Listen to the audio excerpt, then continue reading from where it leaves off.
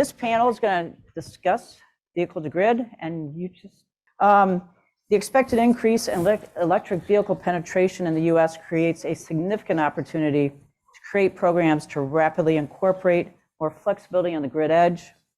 This session will outline how the rapid adoption of EVs, if paired with smart program design, can become a platform for virtual power plants.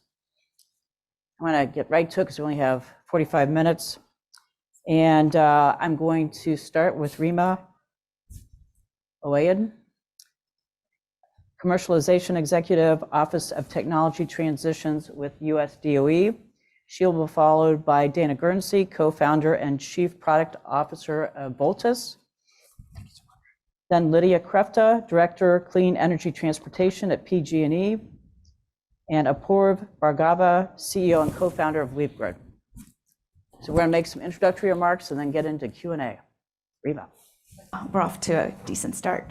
So a year ago in April, DOE, along with some partners in the private industry, signed an MOU with OEMs like Honda and GM and Ford to collaborate on vehicle-to-grid technologies. And there's a reason why this happened. And other folks, including some of you all in here, PG&E and others, were also signatories to this MOU.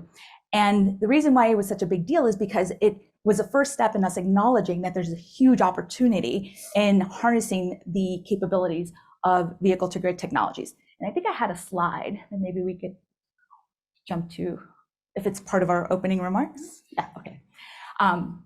So as you can see here, vehicles can serve load. They can serve our buildings, they can serve homes, and we like to refer to this as vehicle to everything. And when you think about how many electric vehicles are out on the road today, and if they were bidirectional, what would that capability bring to the grid? I mean, just Nissan Leafs alone, which have been bidirectional for a number of years, over 10 years, they already surpass the amount of stationary storage on the grid. And when you think about supply chain issues relative to battery supply, they're going to be competing for the same resources, the same rare earth elements. So there's a sustainability argument that could be made here for why we would want vehicles to be able to provide services to the grid. And then when you think about how many more vehicles are going to be coming online and who's purchasing them, it's a huge savings to the utility industry if consumers, everyday consumers, were incentivized to use those vehicles to help service the grid. And there could be incentives, obviously, to provide for that. But when you think about how many EVs are going to be procured in the next 10, 20, 30 years, it far surpasses that of what is planned for stationary storage. And it would provide all the potential storage that the grid could need if we had all the right tools in place to enable that, obviously. So I say that in terms of what's possible, but obviously there's a lot of pieces that need to align to make that happen. But the technology is there, it is available. It's not a science project. These are things that are happening at scale in Japan, in China, and even in Europe, where fleets are literally being basically changed into bidirectional fleets. And fleet owners are monetizing this. There's a whole revenue stream that's being provided. Next slide. And we see bidirectional electric vehicles as sort of the elephant in the room. We talk about wanting to create a modern grid, a grid of the future, a smart grid, a two-way flow network where data and electrons are being exchanged across various types of actors. We talk about wanting democratization of energy, decentralization of energy, decarbonization. This is going to be a catalyst for that to happen.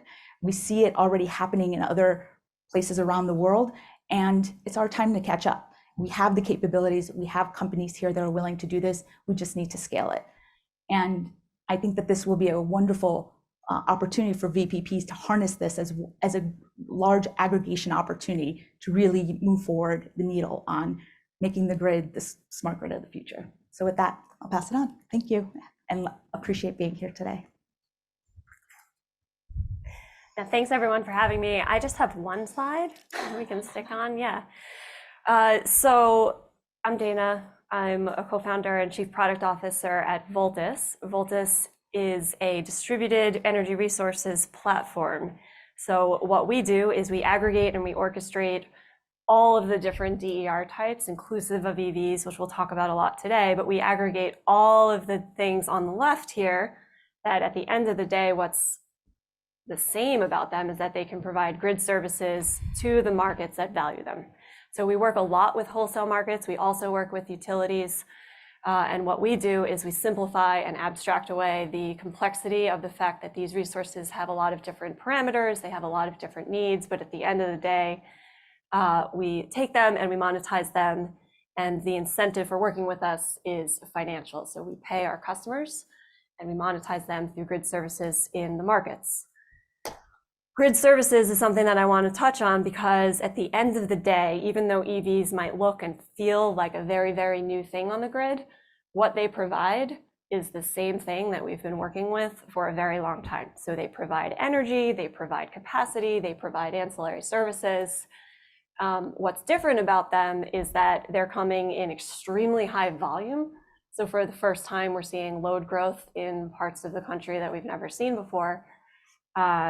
And that's adding to this kind of sense that there's this EV revolution that's coming and it's going to break everything. But the way I see it is it's a tremendous opportunity because they're coming in volume and they are extremely flexible.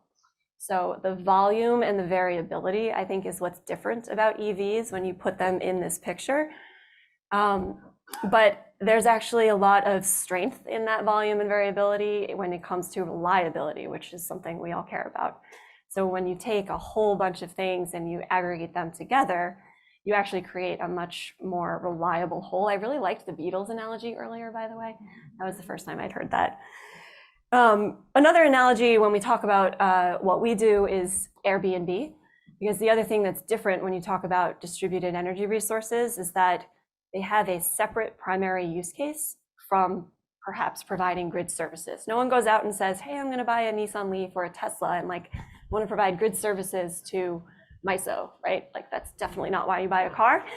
However, your car is plugged in, I don't know, 10, 12 hours of the day, charging a couple of those, and it's an underutilized asset. So we have these existing, already deployed, but not necessarily connected to the markets, assets so the Airbnb analogy there is, hey guys, like let's create a platform where we can make better use of these underutilized assets, and it's reliable and it's extremely cost effective.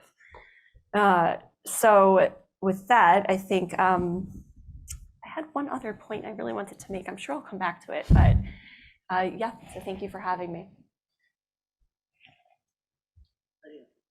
Hi everybody, my name is Lydia Krefta. I'm the Director of Clean Energy Transportation at Pacific Gas and Electric, which is a utility in Northern California. And I'm going to apologize to Ann and to all of you right now because I have some slides that have like animations.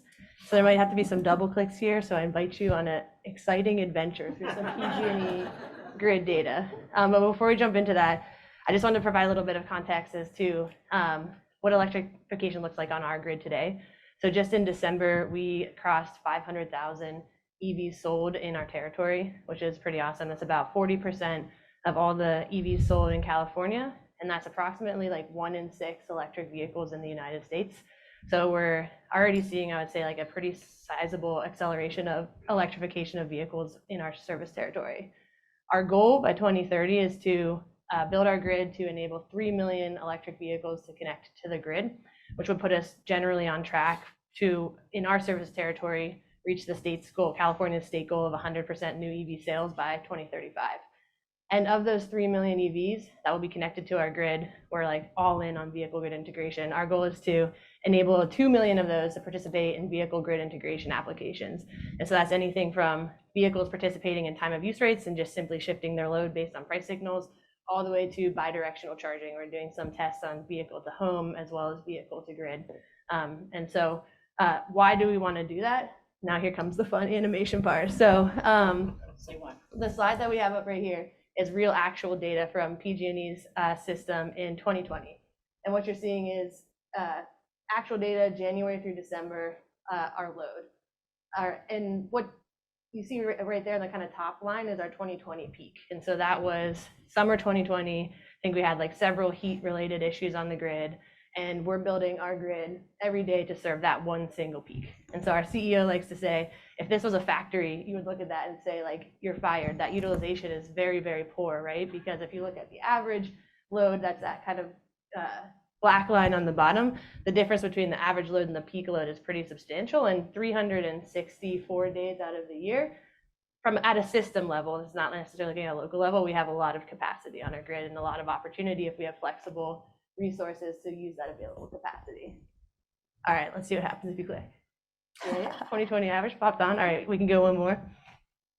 Okay, so what does this look like in the future? So right now in our territory, EVs make up 1% of our peak load, approximately.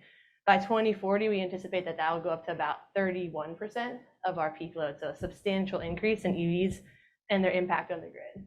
So what you're looking at now is kind of our forecast. You can see on the yellow lines there what 2020 looked like, what we just looked at, and then the blue lines are what we're forecasting in 2040. I think you can probably click one more time. There's some like random words that like to pop in here. Perfect. So we have our summer peak continues, and then we also add a new winter peak due to building electrification. But still, if you look at that, we're still building the grid for what, 3 times a year in that scenario, and we still have plenty of flexibility. So today we have 500,000 EVs sold in our territory. If you assumed every single one of those EVs had a 10 kilowatt bidirectional charger, just today we have 5 gigawatts of load available to us to leverage to help manage the grid, right? And so I think if you click one more time, or maybe twice, yeah. If we're able to leverage that, right, we can bring down that peak while also bringing up the average, just like wildly improving the utilization on our grid and theoretically reducing costs to all of our customers. So that's why we're really excited about vehicle grid integration. We've been working on several pilot projects, both looking at bidirectional charging as well as managed charging with Affordability and Weve Grid, which I'm sure he'll hop into as he gives his introduction. And I'll do one more slide to finalize this with our wild adventure through PG&E data. So overall, really what we're looking at is we're trying to leverage what we call the triple value stack of emissions, reliability, and resiliency benefits from electric vehicles. So we have several different use cases that we're exploring, and we're really excited to find ways to leverage electric vehicles to bring down costs, like basically to decarbonize society at the economy at the lowest societal cost. So we're really excited about that. Lydia killed it. That was an excellent summary of 4 slides. I'm not sure if I'm going to do my 4 slides as quickly, but let's try it. First of all, thank you so much for having us here. Delighted to be here. I was promised a pretty packed audience, and we're not kidding around. So I like thinking about century-long time frames, right? We're in one. Welcome, everyone. Welcome to your once-in-a-century moment. Once in a century, because in 1916, that was the last time that Henry Ford and Thomas Edison went camping together. That was a pretty incredible moment. That was the last time these 2 industries came together and said, wouldn't it be cool if we built a bunch of cars that ran off of your grid? So in my apartment, I actually have a map of Chicago from 1916 with charging stations that show you where all the charging stations were in 1916. And kind of tragic that we're not doing that right now, or maybe we are. And so I looked at this opportunity, my co-founder, our team here at Weve Grid looked at this opportunity and said, wow, there are millions of DERs already out there. There's already so much going on. But for the first time, 280 million cars have an opportunity to go all electric. By the way, the electric grid wasn't designed for 280 million cars, and then buses and trucks and everything else. But what if we could bring them together in an efficient manner? And also, what if we could do so where we take advantage of the fact that both of these industries are going through S-curves of their own, one from IC to EV, but also the other one from centralized fossil to more and more clean energy. And I think looking at that opportunities, we realized the missing link between those 2 industries obviously comes back to the customer. I heard some really great conversations earlier about enrollments and this and that. And those are really good questions, because I think those are questions that stem from experiences and legacy challenges, frankly, that come when customers don't think about the device day in, day out. I think about my car every day. It's what gets me to work. It's what allows somebody to pick up their kids from school. It's what was on the Super Bowl. How many connected smart thermostats have Super Bowl ads? None. Sorry, that's friends, sorry. We love you. But if we move to the next slide, the thing that actually keeps me up at night, and hopefully keeps a lot of y'all up at night, if we can click through, I also have animations, I apologize. I just took inspiration from Lydia. That's it.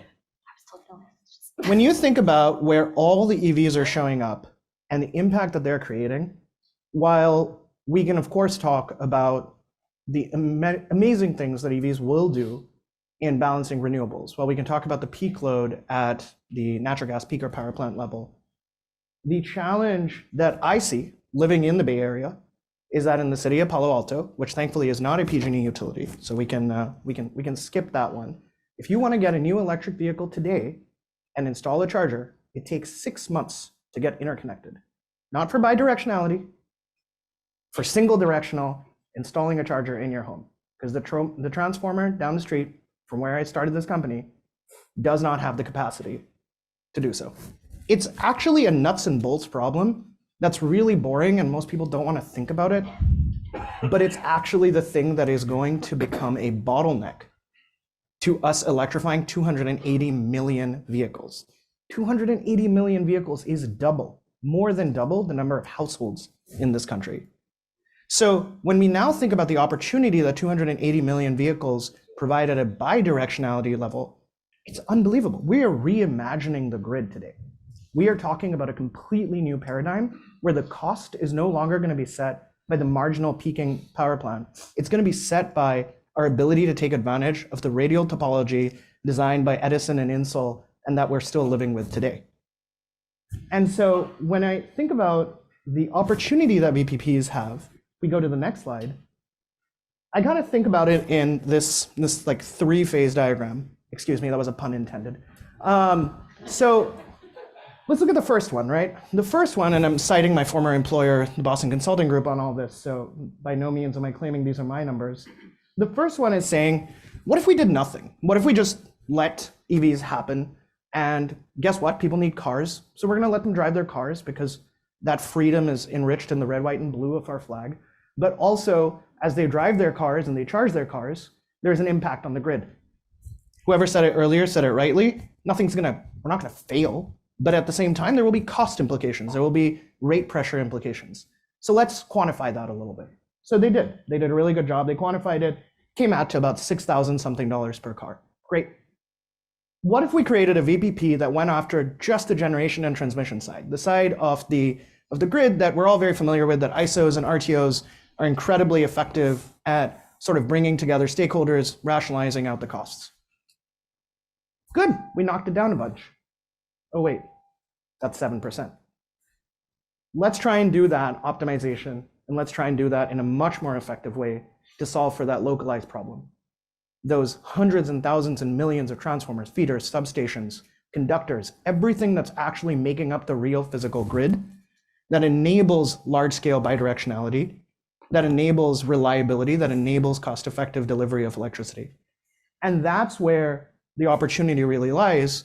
And that's where we need to move the VPP construct towards, because today we still don't really have that opportunity. And so what we do at Weve Grid, if we can click one more, oh wait, that's just our logo.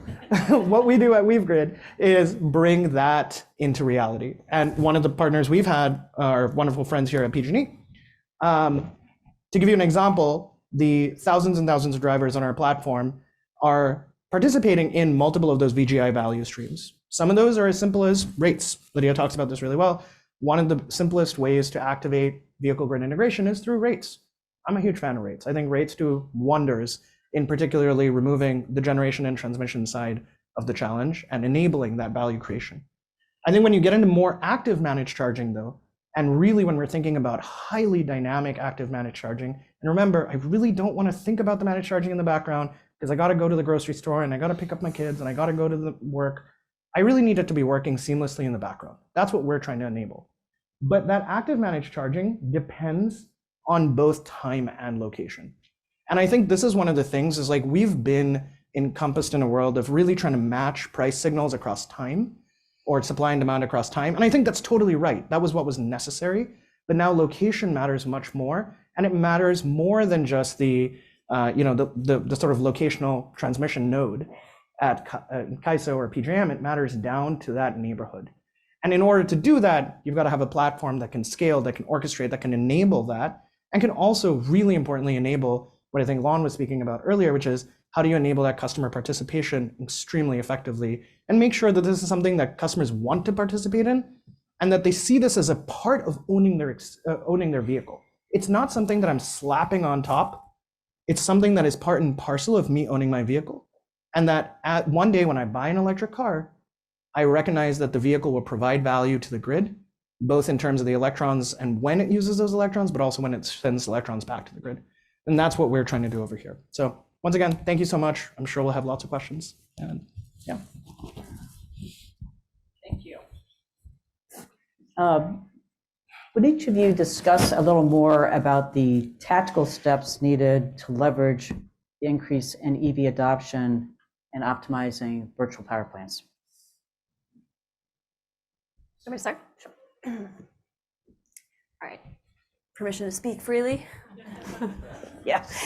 I think the number one thing right now for us that's getting in the way is policy. It's not technology. As an example, we have over 4,000 homes in your state of Illinois that are currently awaiting becoming a VPP in MISO. But to Jigger's earlier point, apparently now we need wet ink from every single individual homeowner. There's countless examples like that where it's not actually the technology that gets in the way. It's the need to really expand the thinking on the regulatory side and on the policy side to move us into the future, the world that we've all just described, right? It's coming. There's a statistic I read, depending on which of the growth curves you believe on EVs, by 2030 there will be more EV capacity in all of our homes than there is centralized power plant capacity. And so it's happening, and these are assets that we need to utilize. And I really just want to make sure that we don't overcomplicate on the regulatory and policy side. So things like requesting real-time telemetry from every single home, it's just not cost effective and it's not necessary. Contract ink from every single home, let's leave that to the T's and C's of the thermostat providers. So it's really things like that that we're seeing in terms of the barriers. We manage over 4 gigawatts right now of DERs across our platform in 60 plus different markets and programs. And so the other thing is that, yeah, this stuff's really, really complicated, but I think you can leave it to the tech companies to sort out that complexity. And as long as we're providing clear market access points, this is what energy looks like, this is what capacity looks like. You guys figure out the complexities of the EVs, you guys figure out what needs to happen, and we're kind of going to let that be your side of the equation. And we're going to provide the financial incentives and the value and not overcomplicate market access. I think we'll really, really see a lot of improvement. And if I have one final wish, it would be that the states allow aggregators to participate. There are many, many, many states that still just simply ban their participation. Yes. Can I jump in? I agree. Market access is a big problem, and what I'm hearing from folks who are sort of naysayers and push back on helping develop that market access, the response is, are people really going to let their cars be used for this? Is this really going to happen? If you get paid, yeah. Yeah, they will. They totally will. And I think what people are forgetting is the use case doesn't have to be that complicated. Cars are parked 95% of the time. The average driver from home to work drives round trip 20 to 40 miles. Do you think they have extra capacity? Yeah, they do. And the other thing people forget about is there's this opportunity to leverage these vehicles to maximize charging with green electrons that come from renewables.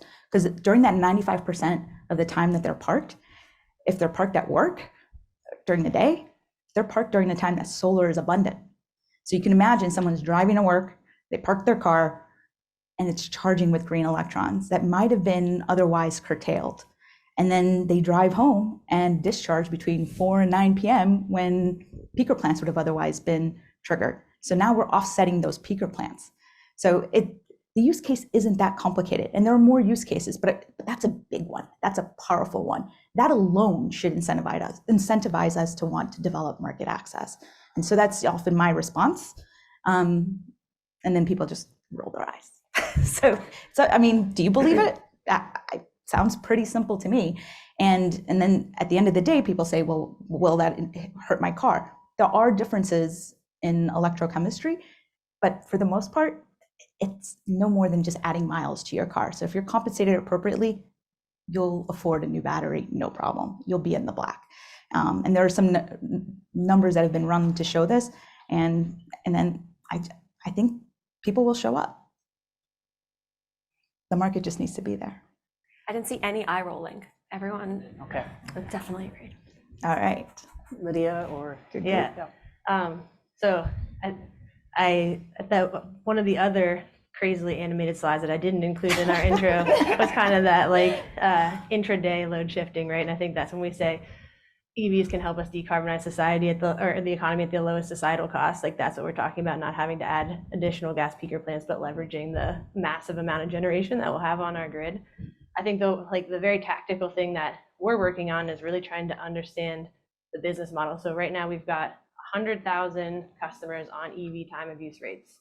We've got about 4,000 customers in our managed charging pilot with Weve Grid, and we've got 6 customers participating in vehicle to home pilots in our service territory. Our goal is to get to 2 million customers participating in VG applications. So we have a long way to go. I think what we're trying to understand is what, like across all these different use cases, what is the value that EVs can provide? What is the cost to customers for participating in these use cases? I think on the more like V2X side, right now what we're seeing is it's pretty costly. I think we can drive that down, but we're still really trying to get an understanding of that cost benefit. And then the last piece I think really is the customer willingness, right, to participate in these different pilots, because understanding like what is the compensation mechanism that we need to provide to them that will entice them to participate in this and let us leverage their vehicles for these various different use cases, I think really helps us then better understand what is the business model that we need to put forth so that we can work with the Weve Grids of the world, the automakers of the world, and continue to provide value to the customer as well as the grid, right? Like figuring out what's the pie, and then how do we share it adequately amongst everybody so that we can most efficiently scale this. Yeah, I mean, I'll build off of all of these points. The benefit of being the last person, I guess, in the row, which is I was just taking a few notes. So we have to start first and foremost with the customer. The customer now has a relationship with their utility for the first time as their primary fueling provider, right? That is a known fact because 80% of charging today happens at home. Even if all 280 million vehicles went electric, still about 60% of charging will happen at home across all of them. Which means that suddenly you now have a relationship with your utility in a way that I used to think about Exxon and Shell gas stations, and now I literally don't. And so that's a very, very different paradigm. Also, I have a relationship with my automaker, somebody who has not been talked about as much. And automakers also, and we partner with automakers. Automakers are actively thinking about these questions, and they're not just thinking about them as how do I participate in a market? They're saying, hold on a second. And I literally had a conversation today about this with one of the largest automakers in the world. They said, I have to put in a 5-year design plan in my vehicle architecture to make some of the decisions that you're talking about happen, right? To make some of these properties happen. And it's not a complicated question. It's just okay, how do we manage it to this level of fidelity to participate in this kind of service so that it can make this much more value for the customer? Exactly to the points we heard earlier. I mean, we have the data. Cars on average in the tens of thousands of drivers and cars we have in our fleet, cars are sitting in their garage for 12 hours. They are charging between 1.5 to 2 hours. That is real world data that I have from the fleet that we manage. We've got programs where we are matching excess renewable generation to that charging. We're making sure that all those extra, wind electrons that would otherwise be curtailed out in the Midwest, we're sending them to the vehicles. So we're doing those things. I think the big thing goes back to Lydia's point, which is how do we justify the business case? Because this aggregation can exist, does exist, we have them already live. But if we are avoiding, back to the slide earlier, if we're avoiding significant amounts of overbuild perhaps of distribution assets, even some transmission assets. Is there a world in which we can leverage that? I mean, and look, we're going to need to keep building. There is no doubt. There is no way that we can enable all these vehicles to go electric, but can we be using this as another tool in the toolkit to ensure that utilities can be fairly compensated for using technologies like ours and also building out their T&D assets? And if we are avoiding certain builds, then can the utilities be recovering cost on that? Because to Lydia's point, the drivers that we have enrolled in our pilot are the ones that we could enroll, we could provide incentive to. And also, to be clear, it's not massive incentive. This is another thing that I think is like, it's a precursor and a myth from yesteryear that if I have to motivate someone, it's such a pain to them. I have to pay them obscene amounts of money. We're paying people $100 and they're participating. And another data point, off the drivers that are enrolled that are receiving an incentive, almost 90% are allowing us to actively manage their vehicle versus opting into a behavioral managed charging program. That's a huge difference, right? And all we had to give them was an extra $50. So you can kind of see like how much people are willing to be moved by very small amounts of money. Can I build on that for a second? Sure. I think that one of the things we see is we work a lot with wholesale markets, and the play between wholesale and retail is one that I actually think people can embrace more in terms of wholesale markets are providing a financial incentive that exists today. So, and the utility can also think about the benefit of that. So if we can leverage the wholesale market incentives to help fund and create the economics for the program, a lot of sort of magical things start to happen. So for example, in the Southwest Power Pool, we have a 100+ megawatt VPP that right now is made up of mostly small C&I all the way up to large industrial facilities. But if you think about, I'll just use some basic unit economics, it's $100,000 per megawatt per year if you're 24/7. So that's $100 a kilowatt, which is roughly someone's smart thermostat. So $100 a year to participate in a program, as long as you have that wholesale market access. It balances wind, it's dispatched every other day or so. It can also play with the local retail programs. And so in terms of creating that incentive for somebody to sign up for it, you can work with aggregators, you can leverage wholesale market programs and not be afraid to kind of layer in with the retail that those two things can coexist. We often see this like real reticence that wholesale and retail are like mutually exclusive, and it really just doesn't need to be that way if you can make sure that they're not happening at the same point in time. But they can happen over the course of the year and really be co-optimized together, and it's just another source of funding that exists today. Picking up on the wholesale, given Order 2222's implementation, other thoughts on the state of RTO ISOs and what needs to be done there? I'm happy to take that one if you guys want. So first, can we do it faster than 2030 that I'm seeing out there? Like, it would be really great. Like 2222 came out 2.5 years ago. It would be really nice. Dana. That's the implementation date, 2222. We have to wait till 2022. Oh my God, I know, no one told me that. Yeah. No, you didn't know that, right? It was actually jokingly, that was the date. For human longevity. Right, first. So, okay, so just, I think like, we talk, the Loan Program Office, I always hear like deploy. So like, the one thing that will kill deploy is like letting perfect be the enemy of extremely good. So perfect is the enemy of deploy. So perfect is we need telemetry on every single thing. We need wet ink on every single thing. There are statistical sampling methods we can use when you talk about small C&I and residential customers that we've been doing I've been doing this 15 years, and I've seen utilities run very successful residential programs with AC loads for years now. So let's not reinvent that and think that every single thing needs to be perfectly metered, please. Because that will kill all of these programs because it makes those unit economics go away. And it has to be profitable for the consumer to do this. I have to be able to give you $100 to participate with your home. But if I have to send real-time streaming telemetry at that granular level, I can no longer do that.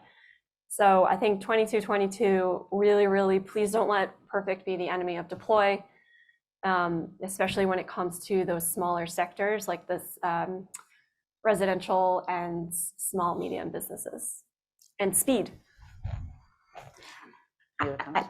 I do think that FERC 2222 is helping get people thinking about this, right, and moving forward. And and in California, they did introduce the emergency load reduction program that pays $2 a kilowatt for electric vehicles to participate and provide power back to the grid. So it's things are moving in the right direction. I do think that maybe to sort of help reduce the complexity of telemetry and things that require that wet ink, if a good DERMS management system could actually help facilitate implementation of FERC 2222. And that is something that could be done at the utility level, and utilities like DERMS systems. It gives them visibility, it gives them awareness. It will actually maybe provide more comfort to transitioning into this new bidirectional grid that we want ultimately. I'm going to open it up. Questions from the audience? VehicletoGrid?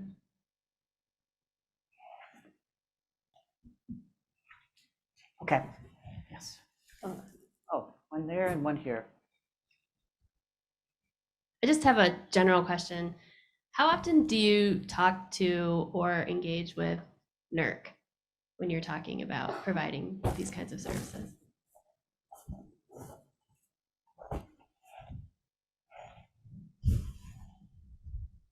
I can answer. Go ahead. You want Yeah. to go ahead? I'd say for us, it's infrequently to not very often. We're generally engaging for us at the goals that we have right now is mostly with our Public Utilities Commission. Dina, if you want to answer that one, or I can go ahead. I'll answer very quickly. Similar answer. I think the NERC standards kind of propagate through to the wholesale market tariffs. And so as long as we're compliant with those, we end up not working with NERC very much. I actually think NERC is going to have an important role to play, particularly, well, there's many different agencies here, but I'll use NERC as the placeholder when it comes to cyber. And vehicles are actually a very, very large load, but they are also very intelligent computers. And so increasingly with cyber threat, I think there are attack vectors that we think a lot about, which is how do you protect? And NERC obviously has a lot of standards and so forth on the cyber side. So we think about it from that side, less from maybe the actual reliability council aspect. So I wasn't necessarily trying to ask if you engage with them and talk to them. I was thinking about it in terms of even in the last panel that the idea is that these assets provide services that do away with the need for peakers, but peakers provide reliability services like operating reserves. And NERC sets those standards. And to the extent that you want to provide those services, that's who provide. That's over half our portfolio today. So today we can provide operating reserves and ancillary services from these assets. I don't know if I missed your question. One quick last question. What are the top 5 states where you're expecting implementation, where you're expecting VPPs to take off in the next 5 years? Top 5 states in the next 5 years. Mine's easy as a California utility. I'll just say the top state that we're looking at is California. I would probably put New York as number 2. I see potential there. I see a lot of rumblings and things moving in the right direction. Illinois. Yeah, Illinois. I'm not just saying that. Illinois, MISO's got a capacity shortage. The businesses and residents there are extremely engaged. Prices are there. PJM might be, PJM jurisdiction, I think is another good one. Yeah, I was going to say Maryland. On top of all of these, I feel like Maryland's been a really good one. There's been a lot of really innovative stuff going on out here. I wanted to also give the home crowd something to cheer for. Last question. How much does it cost an average home to get plugged in to a bidirectional smart EV charging meter? I'm going to let you take this one. Brace yourself. Maybe everyone just cover your ears. Well, All right, so we've deployed 6, and realistically with 3 we've done cost estimates for, but it's right now around like $15,000, and that's because we have to island the home, typically upgrade the panel and do a lot of work. To get to 2 million, we have to bring that down substantially. But right now, I'd say units 1, 2, and 3 are pretty expensive. I can say that a bidirectional charger can average around $4,000, and then the installation from the homeowners, like to hire an electrician, could be about $1,000.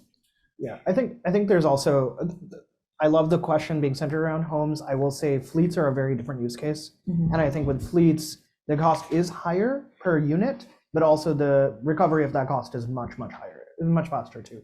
So I think it's funny we've actually focused so much on resi, even though I think Dana in particular, y'all handle a lot more fleets than we do. And I think like residential, absolutely, we should be talking about a lot of these questions with fleets, like the economics, the way they measure ROI, all of those things start to look very different. But also, as somebody once told me, you're trying to put the amount of power required for the Empire State Building in a parking lot for some fleets. So that starts to get hairy pretty quickly too. That's a good point. I also want to answer this question with a big, I don't know the answer to that, but the reason I don't know, in addition to not being the expert, is that I don't think it matters as much as we think. Like we focus a lot on bidirectional and V2G, but like 95+% of the opportunity right now is just managed charging and V1G.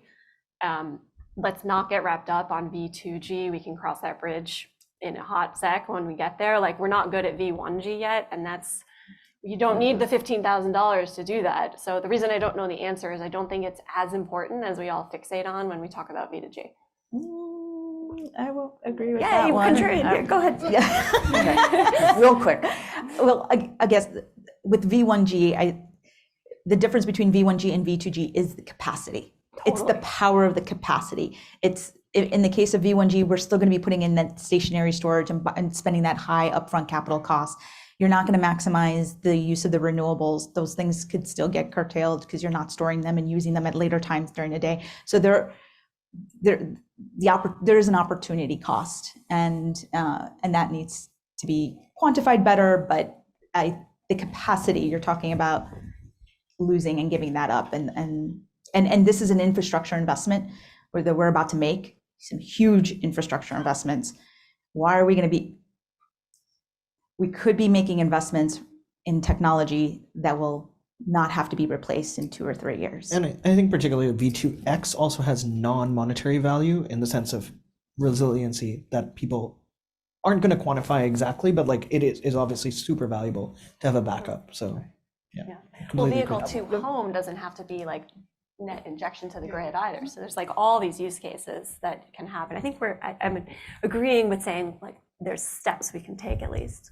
So There's steps. obviously, this could go on another hour. But I want to thank our panelists, Rima, Dana, Lydia, and Akbar.